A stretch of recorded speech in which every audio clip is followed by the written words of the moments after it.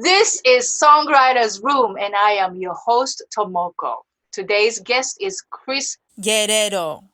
Chris is an international touring artist and piano virtuoso from San Antonio, Texas. Right. He started his musical journey when he was a preteen by joining his father's band. Chris traveled to over 110 countries performing on the world's luxurious cruise lines, five-star hotels in Asia and Europe, and international jazz festivals, and famous casinos on the Las Vegas Strip in the city of Las Vegas, where I currently reside. In 2019, Chris released his first full-length album titled Paradise Road. The album garnered high praise for his ability to seamlessly flow between jazz, bossa nova, Mexican folk music, and Americana. The album garnered high praise for his ability to seamlessly flow between jazz, bossa nova, Mexican folk music, and Americana. All this while showcasing his polished songwriting chops, intricate piano work, and smooth, soulful voice indeed. His latest EP, Vintage Reissue, will be released in the fall of 2020. You can download his first single, Once in a Life, from the EP for free when you sign up for the mailing list on his website, chrisguerrero.com. Also, if you message me what you liked about the song through my website, tomokomusic.com, then I will pick the two lucky winners, and Chris will ship you his CD's Paradise Road. Can I get a whoop whoop? So, Awesome. ladies and gents, please welcome Chris Guerrero. Guerrero. Hello, hello. How are you today? I am great. Thank you for coming It's so good to here. see you. It's been so long. I know. It's important spotlight not just big names, but talented independent artists like yourself who are making living with music doing what you love to do because it's that toughest business, really, no joke. And I Yes, honestly yes, it love, is. love, love your album. So thank you Oh, so thank much you. for being my guest. No, thank you for having me. I'm very honored to be here, and I'm glad you like the music because that's really the only reason I release it. I'm not looking for fame and fortune. I'm just looking for people who just appreciate good music. It's fantastic. But you still owe me a sushi dinner, right? Yes, I know. We've been trying to do this for how many? God, 10 years maybe? I don't know It's if been a it's 10 while. years, but I think when we met and then you said, let's do sushi dinner, and then you moved back to Texas. No, I remember now. Actually, I got a last minute call for a cruise ship job. Okay. Yeah, and so I had to, I was literally like 3 days notice they gave me, and so I was gone from town just like that. Oh. Yeah, the money was too good, and you know how it is when you're a full timer. I needed the money. Yes, but I still remember we got sushi dinner. Yes, Okay. you do. You have an excellent memory. Because it's sushi. How can I forget I'm Japanese? Well, yes, of course, that's right. I was hoping you were gonna show me the best sushi in Las Vegas, I because will. I had been looking. Okay, I'm gonna I take you up will. on it. Next time I see you, we're doing this. Of course. Okay. Promise. So, off the bat, may I ask you to give us a little something, something, and give the listeners a little flavor, like 15 seconds, please? Sure.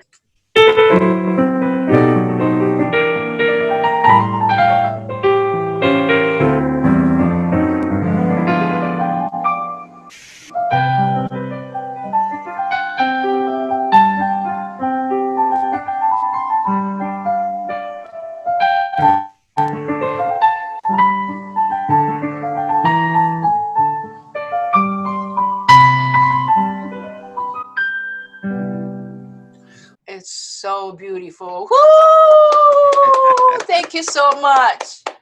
Of course. Beautiful. That's one of mine from the first record from Paradise Road. It's an instrumental piece, the only instrumental on the album. So, you said you joined your father's band. How old were you exactly? I was 10 or 11 years old. I was very, very, very young. And I got lucky. My dad has always been a full-time musician, so he Hmm. was working a lot, and What does he play? He plays guitar and he sings. Oh. He's actually an excellent songwriter too. I'm actually working with him right now. Mm. Just before I got on with you, I was working on one of his tunes for his next album. Yeah. So were you playing cover songs or his original music at the time? Cover songs. It was a lot of, as you mentioned, I'm from Texas, so we were playing a lot of country, but we were also playing a lot of Mexican music, and then we were playing a lot of 70s classic rock and Motown stuff. And I mean, we could cover so many things in one night. It was crazy. So when did you start playing or writing, first of all, your original music? I think almost as soon as I started playing the piano when I was 7, I started messing around with melodies, and then I had always been a very strong writer in school, and I had always written stories and short stories and poems and stuff. So when I started progressing as a musician, the two just kind of went hand in hand, and I got into a performing arts program by submitting an original song I had written when I was like, I don't know, 13, something like that. Yeah, even though I've only started releasing my music under my name now and I'm 38 now. I've always written and had other people record my stuff. So I've made a living as a songwriter and a musician for the better part of almost 30 years. That's nice. If you're a writer and then you're a great musician, that's just you meant to be a songwriter. Yes, and I love songwriting. I love listening to lyrics. It's every time I hear, you think you've heard everything, and then Hmm. somebody writes something, and you're just like, wow, how did I not think of that before? Wow. Exactly. Yeah. Your influence is Stevie Wonder. Of course, I'm a Stevie Wonder fanatics, but I love Michael Franks. He was a massive influence on me. I think I was playing with my dad, and we did one of his songs. It wasn't a big hit, like it wasn't Popsicle Toes or anything like that. It was another one. I don't know why I'm so happy. I'm sad. That's the name of it. And I fell in love with him. I learned all of his bossa nova stuff down in Brazil and everything from the Sleeping Gypsy album. And I wanted to write like that. I was like maybe 13 or 14, and I said, "That's what I'm gonna do right there." Yes, yes, I can hear the influences. Yeah. We gotta do some bossa nova together.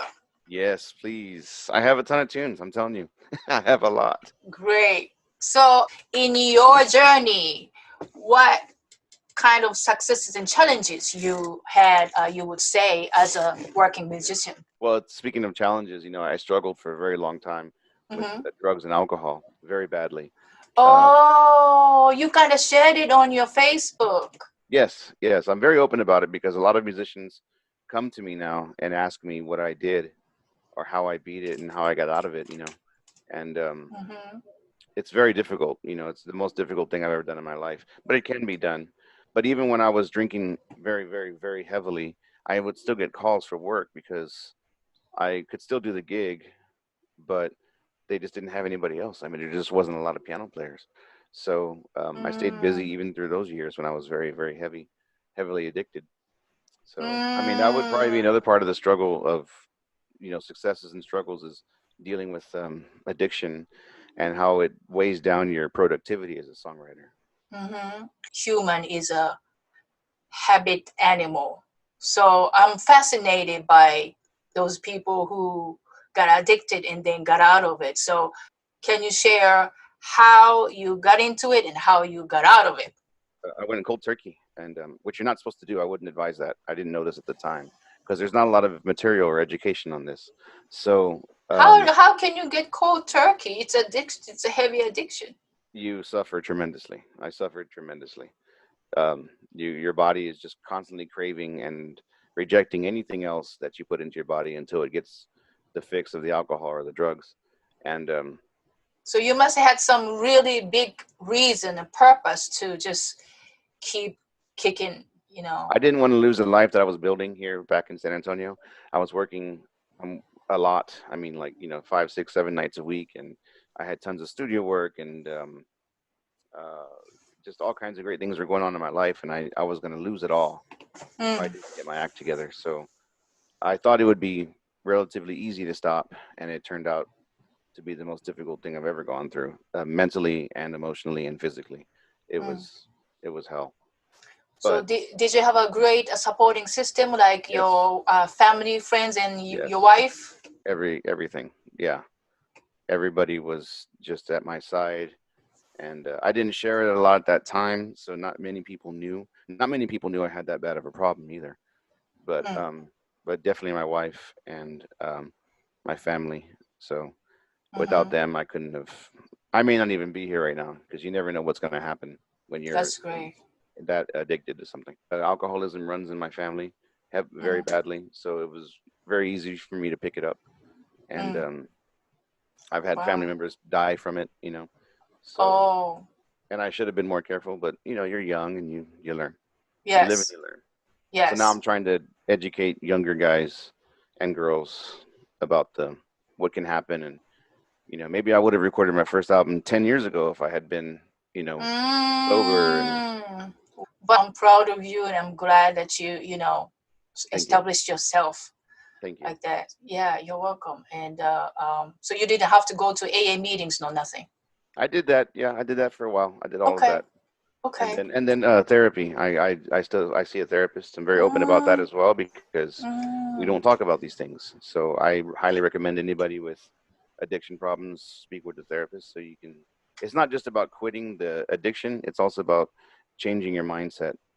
Because if you just quit, you have a bigger chance of relapsing if you don't work out what caused you to start using in the first place. mm. So therapy Wow. really helps with that. Yeah. Okay. So if you have to pick top three songs that influenced you most, what would they be? Oh, I would say Leon Russell, A Song for You, So but of song for you. course, the Donny Hathaway version, Right.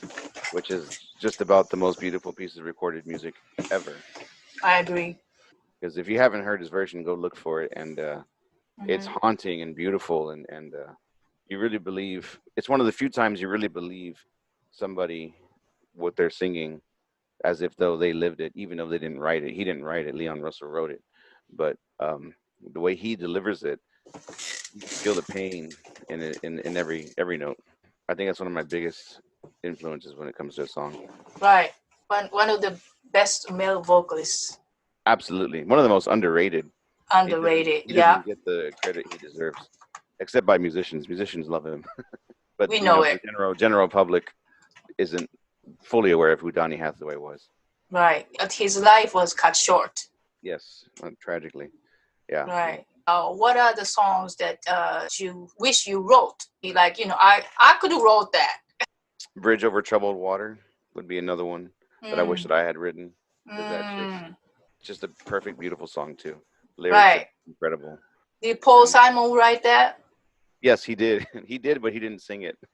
Another one. He told Right. uh he told Art Garfunkel to sing it, Mm-hmm. and then they had their problems, and that's why they split up. And Paul Simon said that later on in an interview that he kind of regretted letting Art Garfunkel sing the song because they would be on a stage and the whole crowd would be going crazy when he'd start singing the song, and Paul Simon would be sitting off to the side being like, "Man, I wrote that song." Which for me, I would have been like, "Man, I wrote that song," and that guy's singing it. But Paul Simon's a different guy. He had his own.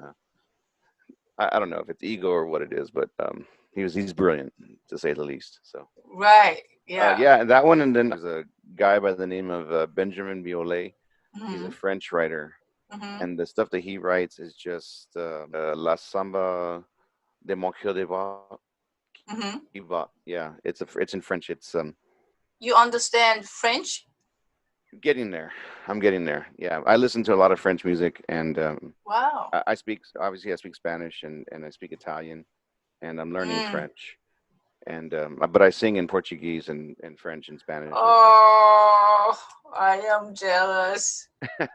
I I am traveled so many jealous. years, and I had people that were around me from these countries. So I would ask them, I say, "Hey, I want to sing this song. Can you help me with it?" And they would say, "Yeah, no problem." So they'd walk me through how to pronounce everything properly, and But you I were was very already speaking Spanish, right? no, I did not grow up speaking Spanish. No. I didn't learn Spanish until I didn't start learning Spanish until I was in my 20s, Mm. and then more recently I've started speaking it more because my wife is from Mexico. So Oh, um, okay. She speaks English. In fact, we only speak English to each other, but Mm-hmm. she pushes me. So she starts speaking Spanish to me and she forces me to speak it, which is good, which is great. I love it. I have no problem with that. Mm-hmm. So, yeah, but I love Wow. languages and I've thought about, becoming a linguist and I'm just fascinated by language. It's one of my favorite things. It's probably my, Oh, I'm a translator. That's what I do besides music to make I love your JapaNEWS. JapaNEWS. I love Thank it, you. especially when you do the words. I'm whenever you do a word or a phrase or something, I am glued to that episode. Thank you. And I'm from Osaka, and Osaka people has this slang, and it's very close to Spanish. Oh wow, I did Yeah, not know that. yeah. Interesting. Lot of words are similar. Wow. But if you can speak Spanish, you can sing Latin song. If you can speak Italian, you can sing opera. Hmm. And if you can speak Portuguese, you can sing bossa nova. So Right. I would love to, but it's so difficult. It takes a long time. You have to spend a lot of time with it. Yeah, And yeah. so it's kind of one of those things that I do in my off time. Um, like when I'd be driving around, I'd be listening to my French lessons, and then I'd listen to French music while I'm cooking or Italian music while I'm cooking. I lived in Italy for a long time, so that's why I You speak Italian. did? I did, yeah. How many It was in years? the hotels. Um, all in all, probably about two and a half, off and on, because I was going to ship contracts. Then I go back to the hotel and play there, and then go back to the ship and back and forth. I didn't come home to the United States Oh, for about 2 years. I just kept going back and forth. oh, I would love to live there. The It food and was, the people, it's just like Osaka. it's amazing. Yeah. So let's get to the meat of the craft of songwriting. Okay. I hope you enjoyed part 1. Please continue to watch part 2 about songwriting as well. And don't forget to click subscribe and hit the bell to get notified about new videos of Songwriters Room, my new music, or JapaNEWS series. Arigato!